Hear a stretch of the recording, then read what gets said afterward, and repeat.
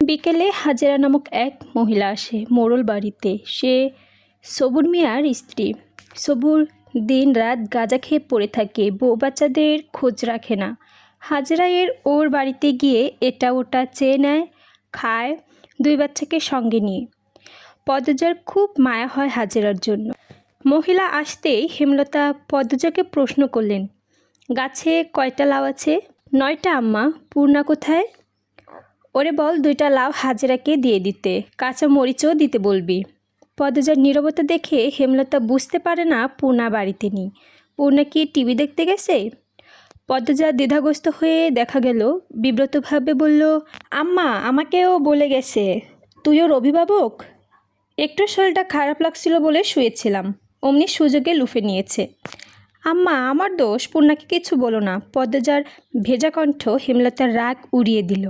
তিনি অন্যদিকে মুখ করে শুয়ে বললেন, হাজেরাকে নিয়ে যা, ঘোমটা টেনে যাবি। বেগুন বেশি থাকলে কয়টা দিয়ে দিস। পদ্মজার মন ভরে গেল। তার মা এত বেশি উদার, কখনো কাউকে ফিরিয়ে দেন না। সামর্থ্যের মধ্যে আরও বেশি কিছু দেওয়ার মতো থাকলে তিনি কখনো কার্পণ্য করে না। তবে হাজেরার স্বভাব অভাবে নষ্ট হয়ে গেছে, চুরি করার প্রবণতা আছে তার মাঝে, তাই পদ্মজাকে সঙ্গে যেতে বলেছেন। উঠোনের এক কোণে লাহারি ঘরের ডান পাশে লাউয়ের মাচা। 9টা লাউ ঝুলছে তাতে, চোখের সামনে শুধু তরতাজা টাটকা সবুজ পাতা। পদ্মজা বাড়ির দিকে তাকালো না। একটা লাউ হাজেরার হাতে দিয়ে বলল, কী দিয়ে রান্না হবে? জানি না গো পদ্ম, গিয়া দেহি মাছ মিলানো যায় নাকি। তোমার ছোট ছেলেটা ঠান্ডা কমেছে? পদ্মজা কাঁচামরিচ ছিঁড়ে হাজেরার আঁচল ভরে দিল। হাজেরা গুঞ্জন করে কাঁদছে, আবার বলছে, স্যারাডারে সারা দিন মারিত পইরা থাহে একলা একলা, রাত হইলে জ্বরে কাঁপে, দমটা ফালাইতে পারে না। ডাক্তার দেখাচ্ছেন না কেন? টেহা লাগবে না? কই পামু? তুমি মাতব্বর বাড়িতে যাও, শুনছি ওনারা খুব দান খয়রাত করেন। হাজেরা বাধ্যের মতো মাথা নাড়ালো। বেগুন গাছ বাড়ির পেছনে। সাবধানে বাড়ির পেছনে গেল পদ্মজা। সে মনে মনে ভাবছে, হাজেরার ছেলে সুস্থই আছে। সকালে দেখেছে ছেলেটাকে দিব্যি খেলাধুলা করছে, দেখে কেউ যেন বলবে সুস্থ। হাজেরা মিথ্যা বলছে? মানুষের খুব অভাব পড়লে বুঝি এমনই হয়। এত সবজি আছে, টমেটো নেই, পাওয়া যাবে?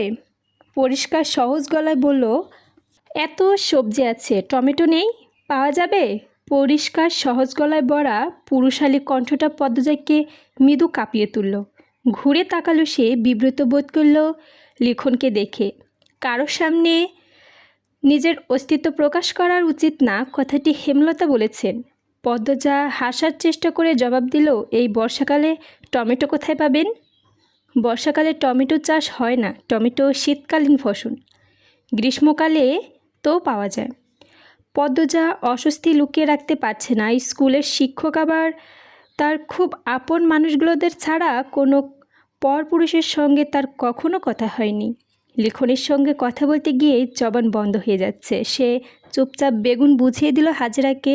লিখন বলল, আমি তো গতবার বর্ষাকালে টমেটোর সালাদ তৈরি করেছি, হয়তো টমেটো জাত আলাদা ছিল। আমাদের এখানে সাধারণত শীতকালেই টমেটো হয়। দ্রুত জবাব দিয়ে লাহারি ঘরে ফিরল পদ্মজা। মনে হচ্ছে পরপুরুষের সঙ্গে কথা বলে ঘোর পাপ করে ফেলেছে, পাপ মোচন করতে হবে। ঘরে ঢুকে ঢকঢক করে 2 গ্লাস পানি খেলো। হেমলতা ঘুমাচ্ছেন, নয়তো পদ্মজার মুখ দেখে বুঝে নিতেন কিছু একটা ঘটেছে। পদ্মজা ভক্তি নিয়ে আল্লাহ তাআলার প্রতি শুকরিয়া আদায় করেন।